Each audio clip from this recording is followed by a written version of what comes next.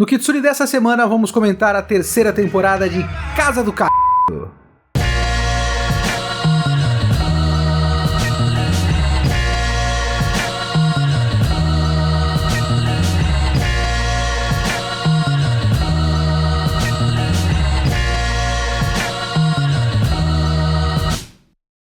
Como sempre, lembrando, o nosso podcast, esse vídeo é a versão em vídeo do podcast Kitsune da Semana.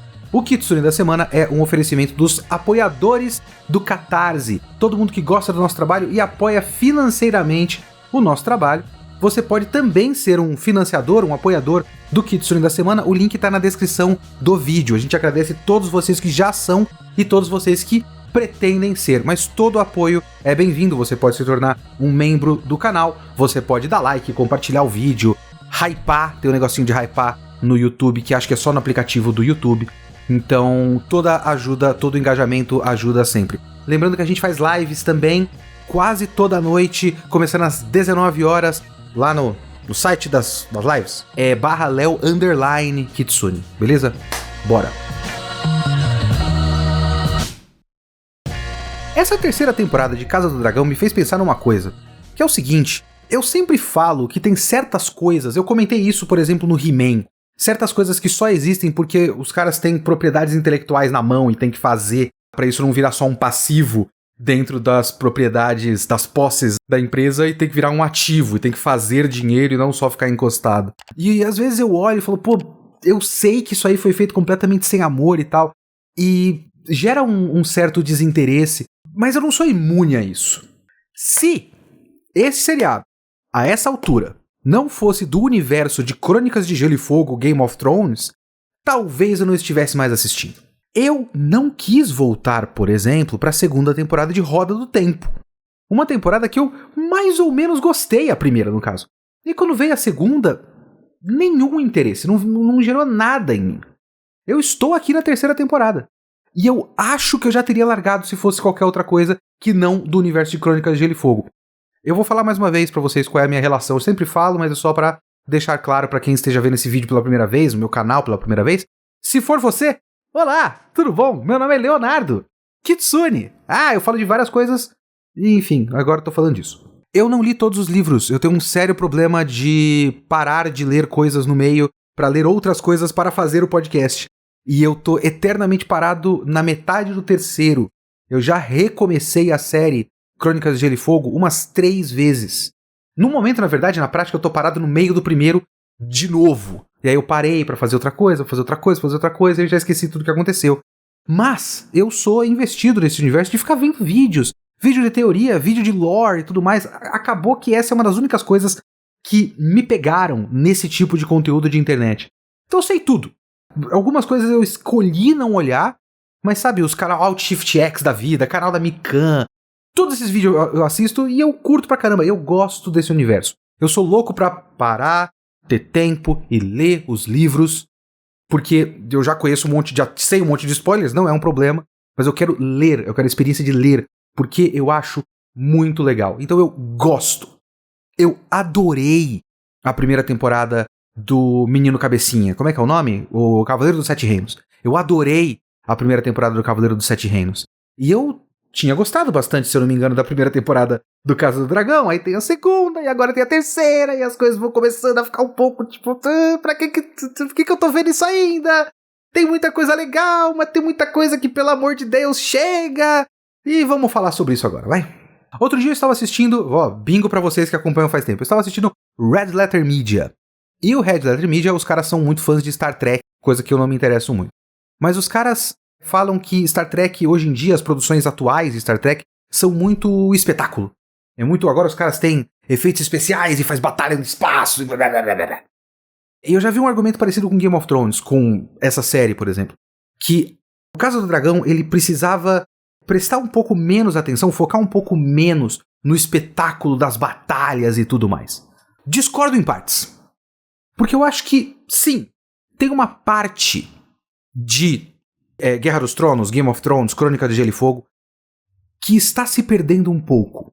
Porque ele precisa de tramóia, precisa de conspiração, precisa de vários lados e vários personagens. Cada um desses personagens quer uma coisa e todos eles têm sei lá, uma história própria com começo, meio e fim, praticamente, e todos eles influenciam no grande xadrez que acontece naquela história. Então você precisa de personagens interessantes tramando coisas. Sim, mas a Casa do Dragão, pelo menos essa parte, porque até onde eu entendo, eu vi umas notícias que eu acho que acaba na próxima temporada a parte da Dança dos Dragões, né? Mas a série continua, porque vai ser meio que uma série sobre os Targaryen. Então não necessariamente é só esse núcleo. Depois que acabar essa história, eles vão contar uma outra parte da história da vida dos Targaryen. Mas essa história sendo contada é a Dança dos Dragões. É a história de uma guerra civil que acabou com todos os dragões. Tem uma série de batalhas diferentes e tal. Essa série, sim, precisa do espetáculo. De verdade. E o espetáculo Casa do Dragão acerta. Essa temporada, as outras temporadas tiveram várias batalhas legais. Essa temporada tem 2. Ele abre com uma grande batalha e termina com uma grande batalha. Ele abre com uma batalha naval, que é a conclusão daquela questão da triarquia, que tem a Abigail Thorne do Philosophy Tube, fazendo a personagem Lohar, e o Corlys e tudo mais. Então tem uma enorme batalha naval que depois envolve dragões, e tem uma tragédia com dragões de novo. E termina com uma batalha, com a batalha de Tumbleton. Essa deve ser a batalha de Tumbleton, né? Enfim. A batalha na cidade chamada Tumbleton, que termina essa temporada. Essas 2 batalhas são muito legais. Eu não me interesso por batalha naval, certo? Não tenho absolutamente nenhum interesse por batalha naval. Não acho esteticamente interessante. Acho que fica uma bagunça na maior parte do tempo. E a bagunça é parte da coisa, né? Porque é meio caótico você ter vários navios e eles se batem e tem a água e as pessoas caem. É caótico de um jeito que não me interessa muito. Mas essa ficou muito bacana, tipo, você entende onde cada um está, você entende a manobra e o que o Corlys quer fazer pra atrair a Lohar e acaba não dando exatamente certo, e aí acaba que o Corlys nem fica até o fim da batalha, aí é o Alyn que vence a luta, e aí chegam os dragões, e os dragões têm mais uma pataquada, porque basicamente toda vez que dragões aparecem em Casa do Dragão é uma pataquada, é alguém fazendo besteira e dragões morrendo. Então é isso que acontece nessa batalha. Jovens fazem besteira e dragões morrem. E jovens morrem também. Morre o Jace, né, nessa batalha. É meio Gundam, né? Já repararam na quantidade de vezes que acontece em Gundam de um jovem simplesmente entrar num robô e partir da plataforma de lançamento e todo mundo ficar surpreso? Como assim? Ele pegou o Gundam? Quem está naquela nave? Ah, é o Camille! Ah, meu Deus! E é meio isso que acontece constantemente em Casa do Dragão. Alguém pega um dragão e vai, aí faz besteira e morre, né? Várias vezes. E a Batalha de Tumbleton foi sendo construída ao longo de toda a temporada. Toda a tensão da Batalha de Tumbleton, se os caras iam fazer ou não, porque a batalha, claramente o cara queria fazer para atrair o pessoal para uma cidadezinha qualquer e inevitavelmente ia matar um monte de civis. E naquele momento, é até interessante essa parte, porque não é que a Rhaenyra ou o Daemon, ou seja lá quem for, se importam tanto assim com o povo, mas naquele momento eles precisavam mostrar que eles se importavam mais com o povo do que o governo anterior, do Aegon, então não podia simplesmente matar um monte de civil, e acaba que eles têm que fazer a batalha de qualquer forma, e essa batalha final é muito legal. É uma batalha mais clássica, de cerco, de colocar a escada num muro e subir. Tem o pessoal do norte, que eu jurava que aquele cara era um Stark, mas na verdade se chama Roderick Dustin, né? Muito legal aquele personagem ao longo de toda a temporada. Então você tem o Roderick Dustin, um pessoal Stully, uma mina com uma maquiagem preta que eu já escrevi, Blackwood, alguma coisa Blackwood. Ela mata o Criston Cole no meio da temporada, né? Ótima morte do Criston Cole também, muito bom. E aí você tem mais alguém pegando um dragão e fazendo pataquada, porque é sempre isso que acontece. Essa batalha é um claro paralelo do último episódio de Game of Thrones, a série clássica. Eu não sei por que qualquer um quereria fazer um paralelo de um dos episódios mais infames da história da televisão, mas eles fizeram, então parabéns. Mas é uma batalha muito legal, você tem aquela cena do Roderick Dustin com o Ormond Hightower no final, que é engraçada. Boa batalha. Essa série acerta no espetáculo. Acerta. Parabéns, mais uma vez. É raro pra caramba você pegar uma tela verde ruim nessa série. Já repararam? No último episódio tem um personagem qualquer, algum moleque que eles mandam pra ir buscar, acho que o Ulf, e eles acham o dragão do Ulf, alguma coisa assim, e aquele moleque você vê o contorno da tela verde, aquele tela verde não tá boa. Muito raramente você tem uma tomada de algum motorista de dragão, e aí a coisa lá no céu, com a câmera na cara deles e o vento e tal, e tá um pouquinho feio. Mas, no geral, as telas verdes são muito boas, a computação gráfica dos dragões é linda. Então, essas coisas de produção, de figurino, eu vou falar mais dessa cena mais pra frente, mas a armadura da Rhaenyra no final, quando ela tá se declarando pro povo e tudo mais, no último episódio, que ela tá com uma coisa meio, sei lá, Joana Dark com uma cota de malha na cabeça e a coroa. Incrível aquele figurino, incrível. Ótimas atuações como sempre, porque é um elenco muito bom. Acho que os dois grandes destaques da temporada acabam sendo, acho que é Tom Glynn-Carney, que é o cara que faz o Aegon Targaryen, e, obviamente, a Emma Darcy, não é A, né? E, obviamente, Emma Darcy como Rhaenyra. Então, ótimas atuações por todo o elenco, raramente você vê um ator ruim na série. Essas coisas não tem como você falar mal. É uma incrível produção. Só que falta o outro lado. Ninguém trama nada. Já repararam nisso? Essa temporada, ela é uma temporada esquisita. Porque você tem os personagens meio espalhados, né? Você tem ali o Aegon num canto, o Aemond no outro canto, você tem um pessoal ali de Porto Real, e você tem um núcleo em Tumbleton com o Ormond Hightower e aquele menino Daeron. Só que a temporada é meio que uma longa espera. Você tem vários personagens reativos, porque tudo que a Rhaenyra faz nessa temporada, assim, ela começa com um plano dela dando certo, que ela tinha criado no final da temporada passada, que é o acordo com a Alicent de abrir os portões e ela pegar o reino Porto Real e a Fortaleza Vermelha pra ela. Então esse plano dá certo no começo, e depois disso ela é só reativa, as coisas acontecem e ela tenta lidar com essas coisas. O Daemon tá o tempo todo querendo fazer ela fazer alguma coisa, e é basicamente isso que ele faz a temporada toda, forçar pra fazer algo e não exatamente fazer algo. A Alicent tem planos de fuga, apenas. O Aegon tem plano de fuga, apenas, até ter uma reviravolta. Faz que nem o Daemon na temporada passada, e passa uma temporada inteira enrolando em Harrenhal. E você tem basicamente um personagem tramando alguma coisa, um personagem com um plano. Um personagem que tem, tipo, um plano de ação e que envolve uma conspiração de falar com pessoas, de manipular pessoas e tudo mais. Ormond Hightower, o personagem novo, personagem de uma temporada só. O vilão da temporada. E assim, 2 pontos. Vocês conhecem aquele tipo de pessoa que sempre reclama que os personagens são burros? Eu lembro uma vez que eu tive uma discussão, ninguém vai pegar do que eu tô falando, mas enfim. Eu tive uma discussão no trabalho uma época, quando eu tinha começado a ver um seriado eu acho que é da BBC, na verdade, mas depois a Netflix pegou, chamado Luther. É com Idris Elba, é uma série de investigador.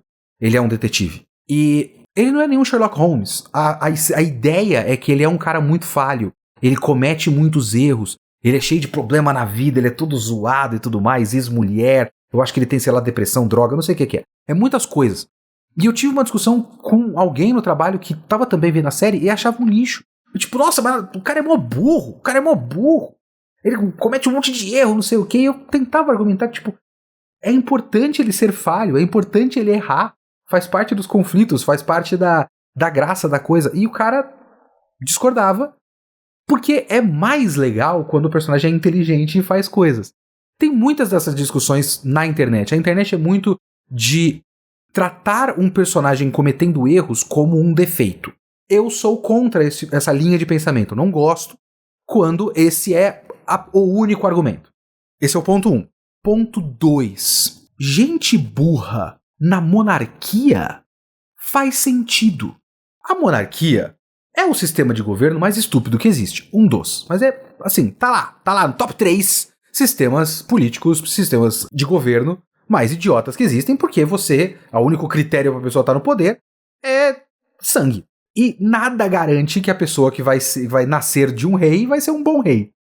Né? Eu acho que se você pega...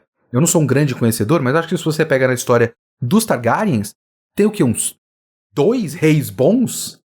Tem um rei que eu esqueci o nome, que é ótimo porque ele realmente faz infraestrutura, estrada e tudo mais, e não tem guerras no tempo dele.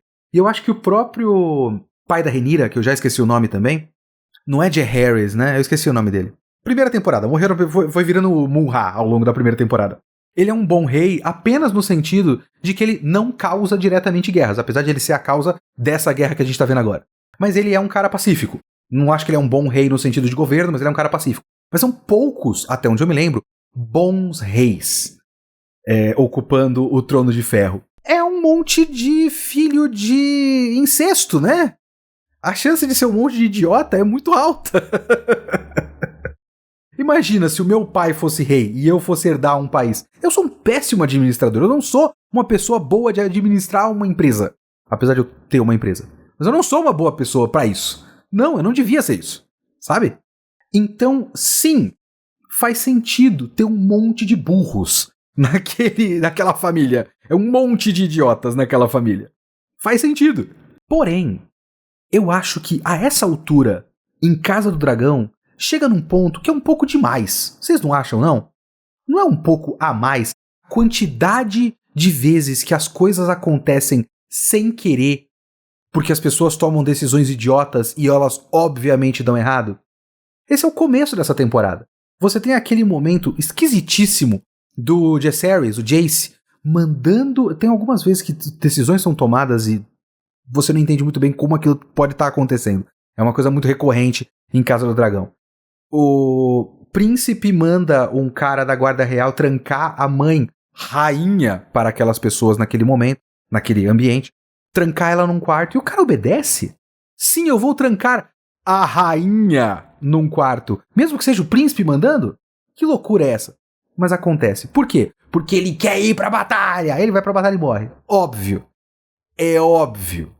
Todos os planos da Alicent de fugir, idiotas, estúpidos, óbvio que não dá certo.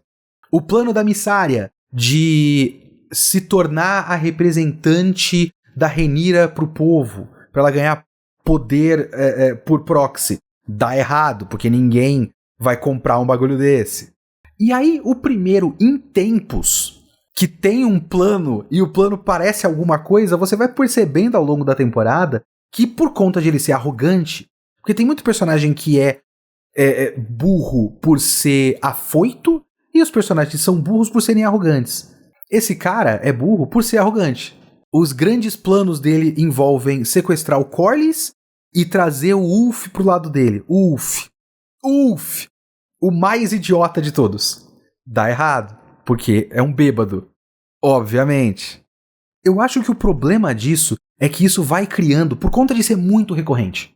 Sabe, ele tem duas coisas que eu acho importantes sobre isso. A primeira é que, por conta de ser muito recorrente, porque todo mundo tenta alguma coisa e nada daquelas pessoas tentam dar certo, e isso acontece em todos os lados do conflito, ao longo de quase todo o elenco, vai criando aquela sensação de que nenhum personagem é interessante de verdade. Tipo, não tem graça você ver esses personagens, porque o que eles têm de especiais? Sabe? O que eles têm de interessante pra eu ver? Eles não tentam nada de interessante, quem tenta não dá certo, mesmo os que não tentam não dá certo. Tipo, você começa a meio que duvidar da necessidade daquela história ser contada. Depois de um certo ponto. Eu começo a me perguntar isso. Mas eu acho que um ponto mais importante, pelo menos pra mim, na minha interpretação da intenção, né? Intenção do autor é muito complicado, mas enfim. A minha interpretação da intenção dos produtores dessa série com essas decisões é que é o seguinte: parte da graça de Casa do Dragão e da Dança dos Dragões é que tem dois lados. E eles fizeram muito do marketing, muito da ideia, da apresentação dessa história em cima da ideia de dois lados. Eles mudaram uma questão, até onde eu entendo, nos livros é muito menos uma questão Alicent e Rhaenyra, que eles acabam na série fazendo uma guerra Targaryen-Hightower, e não é exatamente assim nos livros. É muito mais um conflito Rhaenyra-Aegon. Então é uma guerra civil Targaryen mesmo. É a família contra a família. É família contra a mesma família, não duas famílias diferentes em guerra. Mas eles criaram essa dicotomia Rhaenyra-Alicent, que sempre foi muito forte, está cada vez menos forte, porque a Alicent é uma dessas personagens que parece que fica de stand-by a temporada inteira. A Alicent, a Helena, o Waymond é um personagem que fica em stand-by a temporada inteira. O Aegon e o Larys Strong. O Larys Strong era um personagem que eu achei que seria o mindinho da série, o maior conspirador de todos, e ele não faz nada, né? Por que ele foi querer... Às vezes tem algumas decisões nessa série que parecem só checklist do que tem nos livros. O que é muito confuso, porque muitas vezes eles divergem completamente, cortam personagens, juntam personagens, e outras vezes eles fazem umas coisas que, naquele momento, na história sendo contada naquela série, não faz nenhum sentido, mas está no livro, então tem que fazer. A fuga do Larys com o Aegon. Não entendi por que o Larys tomou o lado do Aegon. Sinceramente, não faço a menor ideia. Mas ele foge. E o Larys também deixa de ser um personagem interessante. Deixou faz um bom tempo e essa temporada é um nada. O Aegon fica de stand-by porque ele passa boa parte da temporada andando por aí. Mas eu vou falar mais dele depois. É uma construção no arco, mas enfim, é uma construção meio longa, né? Mas voltando, a dicotomia que é criada entre as duas, a Alicent e a Rhaenyra, ela é muito construída na ideia de que elas duas estão sofrendo com a misoginia desse tipo de história, desse tipo de mundo de fantasia com inspiração medieval, Idade Média e tudo mais. Elas sofrem com a organização patriarcal desse tipo de mundo, de maneiras diferentes, né? Enquanto a Alicent é meio que usada como objeto para parir filhos, a Rhaenyra está sendo podada do real potencial dela. Como na construção dessa série, as motivações iniciais das personagens são razoáveis, não dá para você tomar tanto partido do ponto de vista de quem está contando a história. Faz mais sentido você apresentar de forma cinza, de forma complexa, de forma esférica essa história. E não criar um herói claro e um vilão claro. E aí eu acho que é isso que eles estão tentando fazer. Eles não querem que certas decisões sejam tomadas deliberadamente, de propósito, pelos personagens, porque dependendo do tipo de maldade, esse personagem é claramente um vilão. É que nem acho que a primeira morte, basicamente, de filho da Rhaenyra, que é quando o Aemond vai querer dar um apavoro no moleque lá e acaba matando o dragão e o moleque junto. Acho que é depois de ele perder o olho, ou ele perde o olho por causa disso, não lembro muito bem. Mas isso é tipo meio da primeira temporada, chuto eu se eu não me engano. Que foi uma das primeiras coisas sem querer da história. Que naquele momento eu acho que eu tinha gostado bastante disso. Isso, a meu ver, é uma decisão para que o Aemond continue sendo um personagem complexo. Continue sendo... Assim, ele pode ser complexo fazendo maldades, mas eu acho que a linha de raciocínio de quem produz, de quem escreve, é meio que vamos deixar todo mundo mais ou menos ambíguo para que tudo seja mais complexo, difícil de decidir um lado. E nisso, tudo que eles fazem é sem querer, todas as decisões são sem querer.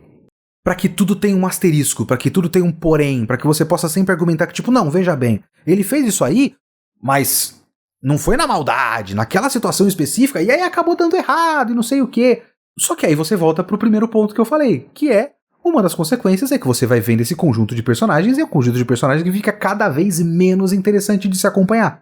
E se for isso mesmo, da minha interpretação, teoria das decisões narrativas dessa série, tem um próximo problema, pra mim pelo menos, que não existem mais dois lados, né?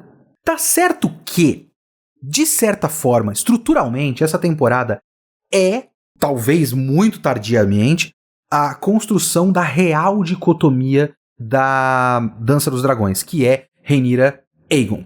Porque essa temporada é uma longa construção do ponto de virada do Aegon e da Rhaenyra. A decisão da Rhaenyra de radicalizar e o renascimento do Aegon. Só que, de qualquer forma, essa história é, há um bom tempo, a história da Rhaenyra. Ela é a personagem principal, basicamente tudo é contado, de certa forma, o framing narrativo, pelo menos a minha percepção, a maneira como a história é apresentada, ela é uma protagonista e as coisas acontecem a ela. Tudo acaba reverberando como uma consequência para ela. Ela é o centro da história. Já não tem mais exatamente dois lados na narrativa faz um bom tempo. A Alicent não é mais um outro lado para a Rhaenyra. Ela importa muito pouco. Ela é uma personagem muito escanteada. Ela sofreu muito com o roteiro da série. Talvez nos livros ela fosse ainda menos importante. Até onde eu entendo, ela é ainda menos importante. Só que eles criaram a ideia de que elas são dois lados. E elas são as representantes dos dois lados. E se eles já estão modificando tanta coisa assim? Se tem tanta coisa diferente, não dá pra você ficar comentando, não, mas é porque nos livros, aí é complicado, né? Então ela é uma personagem que foi escanteada há muito tempo. E essa temporada, como eu falei, um monte de personagem fica em stand-by. Praticamente todos os personagens do lado verde ficam em stand-by. Pelo menos você tem uma virada no final do Aegon, mas todos eles ficam em stand-by para que eles criassem um novo vilão pra temporada, que é o Ormond Hightower, que virou um vilão só dessa temporada. E é um vilão do outro lado, veja bem. Você tem um vilão Hightower criando um plano que precisa ser detido pela heroína Rhaenyra. E eu acho que o que aconteceu ao longo dessa temporada é que todo o outro lado foi ficando menos importante e menos relevante para como a história se desenrola, né? Quase nenhuma decisão do outro lado que não seja do Ormond Hightower influenciou na história. No final, só o ressurgimento do Aegon, e nem foi tipo algo que o Aegon fez e teve consequência na tática. Não, ele só teve a notícia de que ele reapareceu. Ele não fez nada, ele reapareceu. E isso influenciou na decisão da Rhaenyra no final. Só. Tudo isso eu tô dizendo porque eu acho que, por conta de como a história foi apresentada desde as primeiras temporadas, essa temporada ela dá uma sensação meio torta. Meio... Você não sabe exatamente o que você tá acompanhando e qual é o ponto de tudo isso. Até porque essa temporada ela sofre muito do problema de séries recentes de streaming. Pelo menos essa não é Netflix, lançaram tudo de uma vez, que claramente o meio é só enrolação. Mas ainda assim, o meio tem um tanto de... Beleza, esse episódio andou só um pouquinho. O próximo episódio vai andar quanto? Só um pouquinho. Então parece um pouco encheção de linguiça, sabe? Acaba que essa temporada, pra mim, ela tem 3 arcos bons. E mesmo esses 3 arcos bons, eles ainda parecem que falta alguma coisa. Isso eu não tô considerando personagens como, por exemplo, a Helena, a Rhaelena, porque ela não tem exatamente um arco, mas ela é uma personagem interessante como função na história, né? A própria maneira como ela é como pessoa é um problema psicologicamente falando para a Rhaenyra, né? É um contraste muito grande para ela. Aquela cena, acho que no último episódio mesmo, que ela conta de um inseto e a Rhaenyra finge que gosta, e aí ela fala, você tá fingindo, você não tá interessada nisso de verdade. Tudo que importa pra você é feio, você é feia. Parece meio bobinho, tipo, você é feia. Mas o que ela tá falando é uma coisa muito mais metafísica e moral, né? Você é uma pessoa feia por dentro. Só o que importa pra você são coisas feias. A Helena realmente é uma pessoa que, se tudo desse certo, ela fugia dali e ia criar galinha. E é um contraste muito grande pra tudo o resto que tá acontecendo, que pra mim é interessante pra caramba, porque não é possível que todos os personagens se importem com ter poder. Então tem que ter contrastes, tem que ter outros tipos de personagem. Que nem a esposa do Hugh, o Hugh, o martelo, que ele vem lá e fala, eu vim buscar você, agora eu sou um cavaleiro e tal. Ela fala, mas dane-se que você é um cavaleiro. Você não tava aqui, cara. Que droga. Então é como se, tipo, ai, que legal que agora você tem um dragão e você é um cavaleiro, mas família, convívio, outras coisas na vida também são importantes. Então você tem a Helena que tem, não exatamente um arco, mas ela tem uma função muito bem definida e que foi bastante interessante ao longo da temporada. E todo o framing dela, né, de uma personagem que eu não sei se tem isso nos livros, mas é aquele tipo de coisa que ela é claramente uma pessoa autista, com muitos problemas de estímulos sensoriais demais pra ela, que ela não gosta, que ela tapa o ouvido e tudo mais. Hiperfocos, interesses mais alternativos. São coisas que sempre existiram ao longo da história, e aí todo mundo fala que agora todo mundo quer ser autista. Não, um monte de gente era autista, só que a palavra não existia, né? O diagnóstico não existia, todo mundo achava que era só doidinho.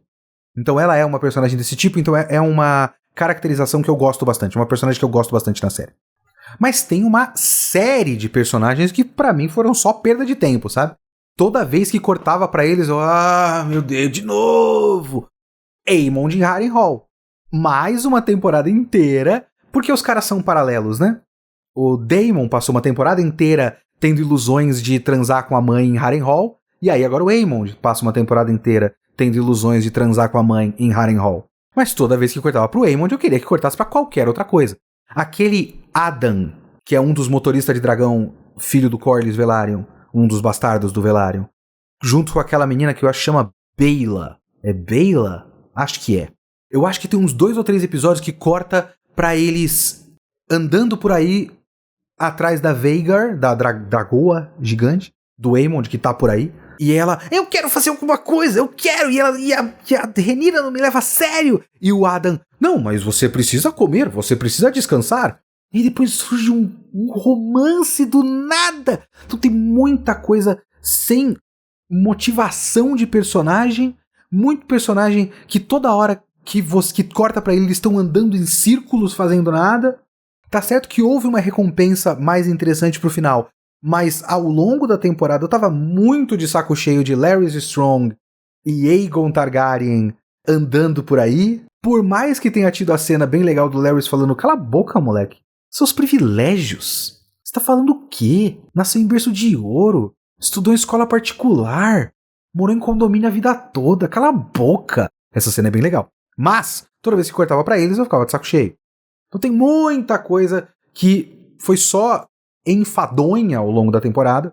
Há alguns personagens com umas funções muito específicas. O Daemon, por exemplo, não é um personagem que passa por grandes transformações ao longo da temporada. Mas ele tem uma função específica, que é ser o diabinho no ombro da Rhaenyra.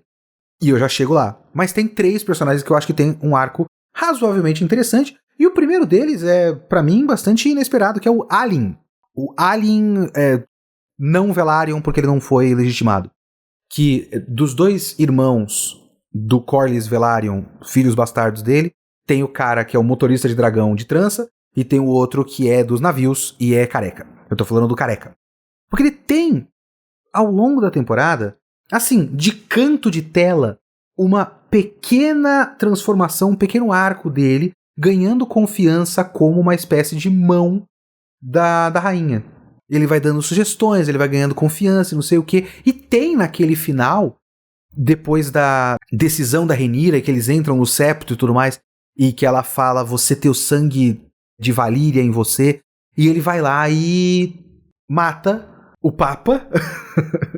E naquele momento, pra mim, a minha interpretação é que ele passou muito tempo querendo a aprovação do pai, e ao longo da temporada ele foi parando de se importar com a aprovação do pai e passando a se importar mais com ele mesmo. A maneira como ele chegou numa autoafirmação é uma maneira supremacista, enfim, esquisita. Mas é por isso que é interessante. Porque ele chega no ponto, aparentemente, de dar o passo final pra pensar, não, eu sou de Valíria, eu sou um Velaryon. Eu sou melhor do que essa ralé toda, dane-se todo mundo, e vai lá e mata o Papa. Sou totalmente a favor de matar o Papa. Não é essa a questão, veja bem. Mas é um arco, não é super complexo, e é bem coadjuvante, uma cena aqui, uma cena ali, ao longo de pequenos momentinhos da temporada, mas eu gosto.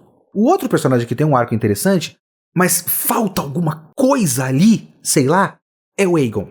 O Aegon, ele tem todo esse caminho dele, literalmente esse caminho dele andando por aí. Eu não sei as distâncias que ele anda, mas ele anda por um bom tempo aí, e ele vai ganhando certas lições de humildade, passando por experiências que ele nunca teve que passar, limpando latrinas, se humilhando pros outros, lambendo bota dos caras, sentindo uma dor excruciante o tempo todo, sendo humilhado pelo Larys Strong e tudo mais. Então ele vai, ao longo da temporada, talvez recuperando ou criando um certo orgulho diferente. Que ele sempre foi só um moleque mimado, arrogante. E ele vai criando uma certa sensação de hombridade, digamos assim, ao longo da temporada. E aí chega... Qual é o nome? Sunfire? Acho que é Sunfire o nome do dragão dele. Que parecia morto, mas não tava, e reaparece, mata todo mundo e tudo mais. E ele tem aquele momento apoteótico. Esse momento apoteótico é um momento muito legal por ser apoteótico, por ser muito inesperado. Eu Porque, como eu falei, eu conheço muito do lore de Game of Thrones, de ver um monte de livros, mas eu não fui atrás de tanta coisa. Por exemplo, eu não sei os detalhes da Dança do Dragão de propósito, eu não fui atrás dessas informações, não sei como termina, não sei quem acaba vivo, quem acaba morto. Eu não esperava que o dragão voltasse. Pra mim, o dragão tava morto. Tá certo que dá uma diquinha de ele parar e sentir, falar que tá vivo, mas também podia ser interpretado só como ele em negação. Então eu realmente não esperava que ele aparecesse. E apareceu, e a cena é muito legal e tudo mais. Então é uma reviravolta. Eu gosto da reviravolta. Eu gosto de toda a construção ao longo da temporada para ter a reviravolta. Mas eu acho que esse arco dele gerou uma interpretação, porque eu vi essa interpretação em vários comentários por aí, TikToks e tudo mais, de gente interpretando isso como um arco de redenção. E eu não sei se dá pra considerar que esse personagem é redimível para começo de conversa. E eu também não sei se precisa de uma redenção. É muito interessante que ele seja um desgraçado. Eu gosto. A gente precisa de um cara... Eu não preciso que ele seja legal, sabe? Mas eu acho que por conta da apoteose, da maneira como foi dirigido, parece heróico. Porque ele passou por um arco de coitado. Ele passou por um arco de agora ele é humilde, ele aprendeu humildade, ele aprendeu... Eu não acho que ele aprendeu nada disso. Tá? Eu não acho que ele aprendeu nada disso. Eu acho que é muito mais interessante se ele não tiver aprendido nada disso. Existe uma interpretação para mim que é muito mais interessante, que é o fato de a possibilidade de ele ter tido a possibilidade de ter um momento, porque aquele momento ele estava encarando os inimigos dele de frente por ele mesmo. Ele, pessoa, indivíduo, encarando os inimigos. E aí chegou o dragão e salvou ele. Com a personalidade do Aegon, ele poderia interpretar aquilo como uma intervenção divina. Como tipo, sim, eu sou especial. Eu não preciso ser humilde. Eu não preciso me colocar no meu lugar. Eu sou diferente. Eu estou acima de todos vocês.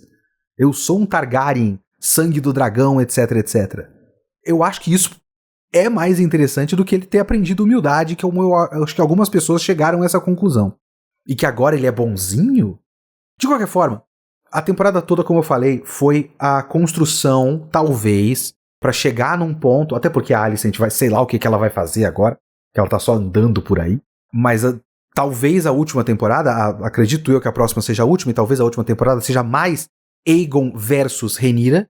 Então teve a construção desses dois lados, porque os dois foram lentamente caminhando até o ponto de uma virada no final da temporada, e eles vão se colocar um contra o outro. Mas muito mais do que isso, essa foi a temporada que foi uma batalha, um cabo de guerra pela alma da Rhaenyra.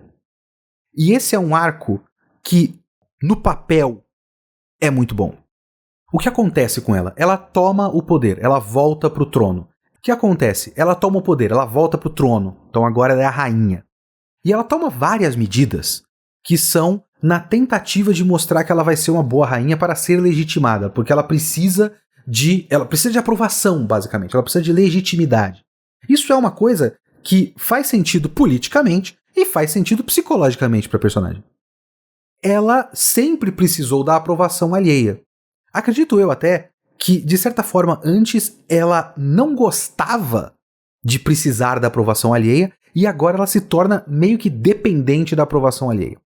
Só que de um lado você tem a Mysaria, eu nem sei o que comentar da Mysaria, porque é muito confuso a maneira como... Pra mim, assim, eu não sei se eu gosto ou não gosto de como a Mysaria foi conduzida ao longo da temporada, porque, por um lado, ela devia ser o Varys, e ela não é nem um pouco Varys, né? Ela não, como eu falei, ela não conspira, ela não tem coisas interessantes que ela tá fazendo. E aí a série salpica aqui e ali que ela se importa com o povo, mas assim, mais ou menos. E aí ela vê no final a virada da Rhaenyra e ela faz uma cara de abismada, indignada com aquilo, mas eu não sinto que ela de fato se importa com o povo, sei lá, é tudo muito esquisito. Mas, em tese, a Mysaria está lá para ser o anjinho no ombro da Rhaenyra. Ela está lá para representar o povo e uma maneira razoável de governar. Uma maneira de governar pensando em como isso pode beneficiar as pessoas e como o beneficiar as pessoas pode beneficiar você.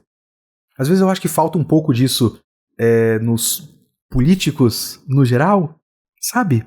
Às vezes você pode continuar, se perpetuar no poder se você for um bom governante, um bom governador, um bom prefeito, um bom presidente.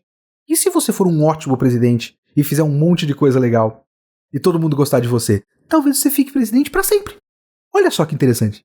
Desculpa desviar, mas é que às vezes eu fico um pouco indignado de pensar que no meio da pandemia o Bolsonaro tomou todas as decisões pra falando pessoas estão morrendo e eu quero que todo mundo morra. Dane-se vocês. E depois pediu o voto. Falei, irmão, sabe?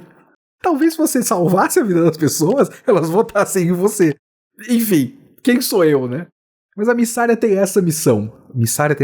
Enfim, a Mysaria tem essa função na história, de ser o anjinho. Enquanto o Daemon é o diabinho, como eu falei. O Daemon tem essa função ao longo da história, dessa temporada, que é ficar dando a ideia errada na cabeça dela. Ideia errada de você é o sangue de Valíria, você pode dominar todo mundo. Você não precisa se misturar ao povo, você não precisa ser amada pelo povo. Você precisa dominar o povo, precisa mandar no povo. Você é superior, você é acima.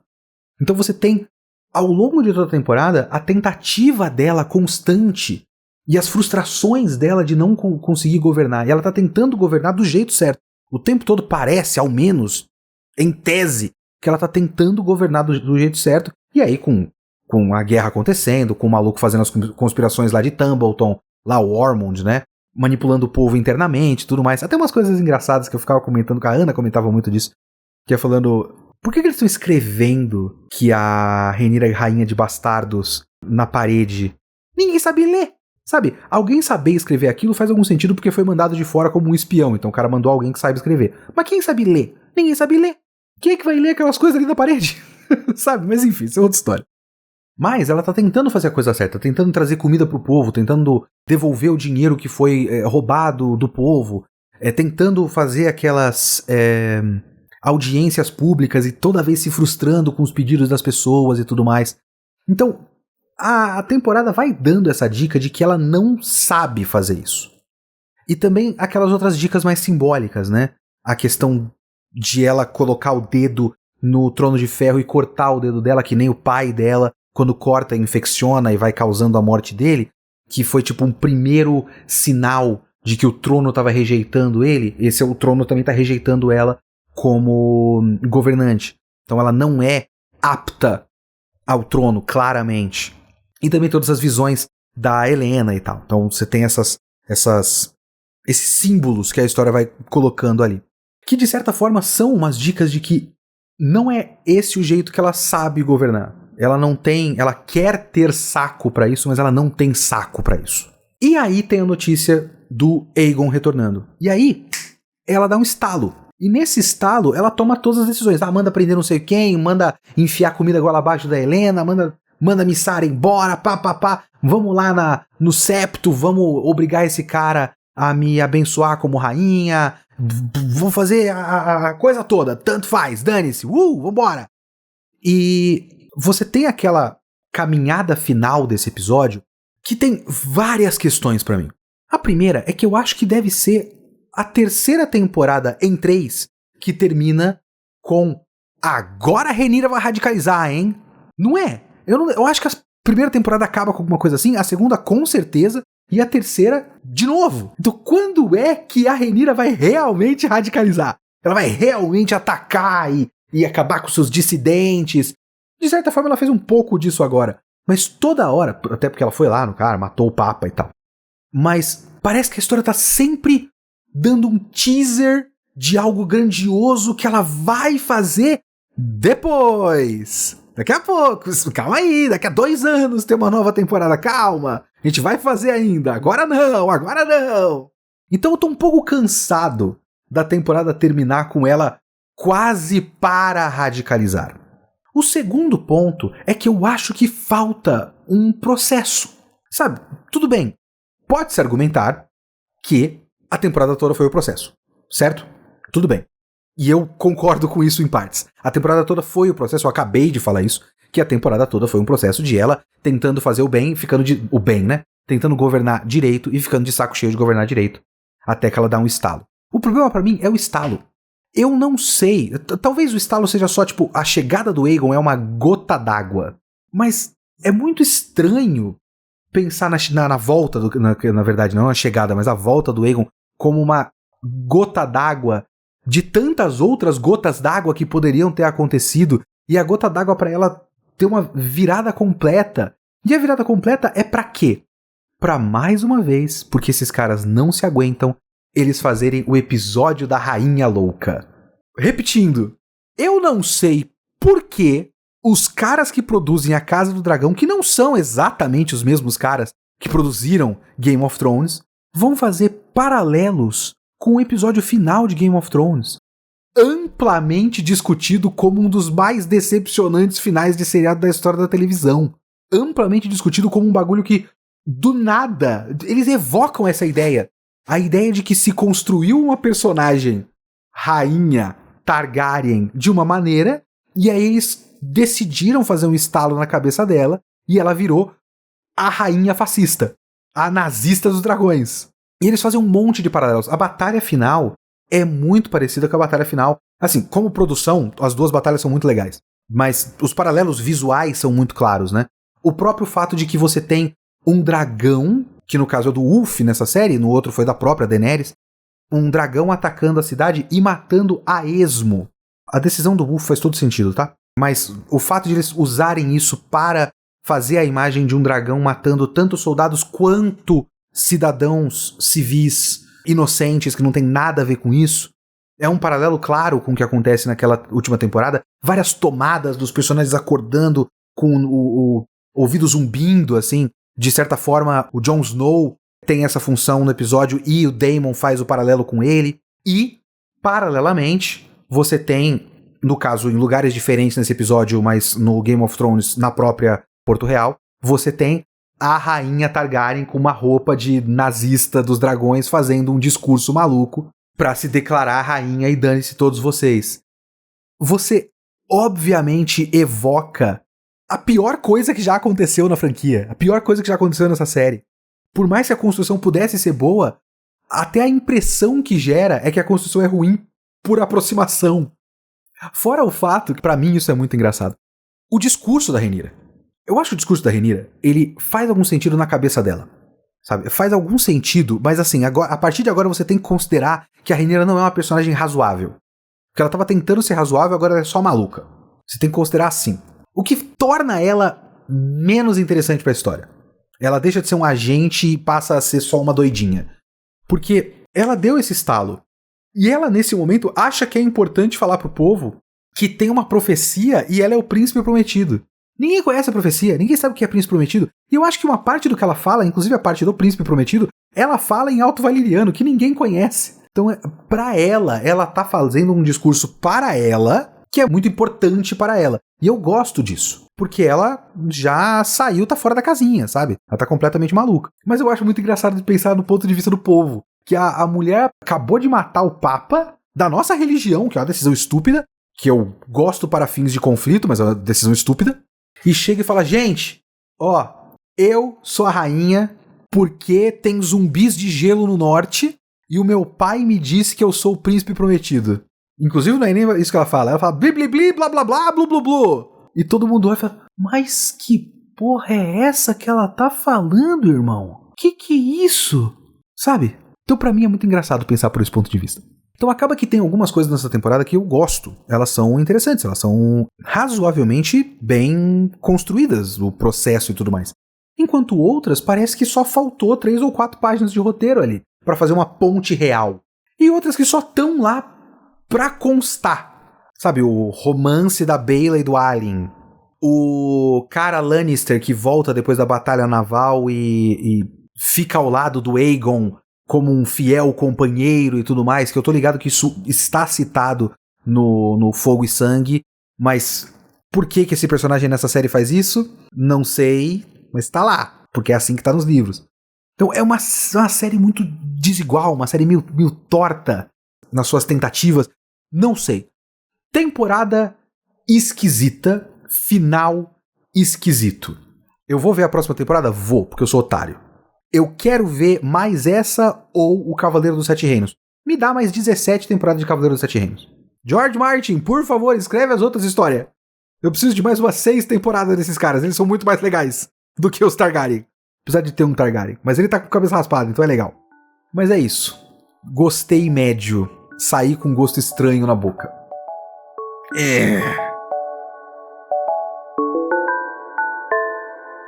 Você assistiu essa temporada? O que você achou da terceira temporada de Casa do Dragão? O que você achou deste podcast? Você concorda? Você discorda? Você tem pontos a acrescentar? Você tem pontos a discordar? Comentários, comente, dá like, compartilha, hypa, se inscreve no canal, torne-se um membro do canal, torne-se um apoiador do canal, torne-se um apoiador do top tier do canal. Tenha o seu nome aqui na tela o tempo todo. Eu sempre faço, parece que tá no céu, né? Mas é aqui, na verdade, é do meu lado.